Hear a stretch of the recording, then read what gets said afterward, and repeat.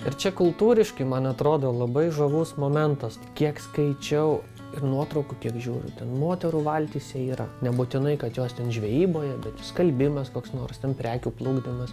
Nebuvo, nežinau iš kur atėjęs mitas, kad moteris laive neša nelaimę. Mano giminiai tų žvejų buvo, tai realiai aš sakau, kad esu 3 karta. Tai mano prosenelis žvejavo Aukštaitijoje. Senelis jo sūnus. Kadangi senelio žvejo abi buvo dukros, naus nebuvo, tai ten giminėje yra tarpas ir vat dabar esu anūkas. Aš išmokau to žvejybos amato iš vietinių žvejų Juodkrantiškių. Nes vasarom būdavo, aš kadangi gimiau ir augau Vilniuje su mama, tai vasarom būdavau deportuojamas į kaimą pas senelius. Močiutė dirbo tam žvejų kolūky, pasiema mane ryte į darbą, o man ten puikiausia aplinka. Tai iki pietų, kol žvejai dar nebūna grįžę į krantą, tai mes su močiutė ten kažką veikiam arba kieme su vaikais, o tada jau pareina žvejai, kol būna sveriamas, rūšiuojamas žuvis, tai žiūrėk ir jau kartais jie mane padaboja, nes ten reikia močiutė į daug reikalų.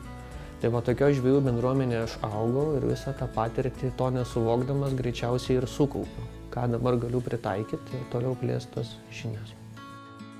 Jau 7-8 metai užsiemu to pastoviai. Jeigu anksčiau tai buvo toksai epizodinis mano tokia veikla, tai dabar jau yra kasdieninė absoliučiai. Pagrindinė ta žvejyba yra mariose, jūrai labai retai. Tam tikrai sezonai žvejoji šiuolaikiškai. Vasarom pagrinde, tai va ta žvejyba tom tradiciniam tom gaudyklėm, kurios mediniais ailiais tvirtinamos, valtis medinė, nes nepakeičiama būtent tam darbui, su kitokia valtim net nebūtų patogu tai daryti. Tai viskas labai susiję. Ir tas būdas žvejybos prie Juodkrantės, tos sąlygos būtent tą būdą ir iššaukia. Žuvis, kurią tu pagauni, tai vis tiek yra višnaitė ant oro. Yra sunkaus to darbo, kaip aš sakau, žvejybai, tai 2/3 darbo yra krante. Tas pasiruošimas žvejybai, kaip pasakau, kaip žemės ūkį. Sakant, pasiruošti viską prieš sezoną.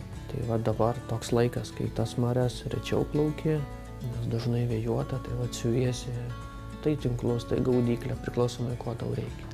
Tai kai aš atėjau žvejoti, tai aš aišku tų įrankių pats dar negaminau, nedariau. Dauguma tų gaudyklių ir tinklų buvo pasiūti Juodkrantiškių moterų.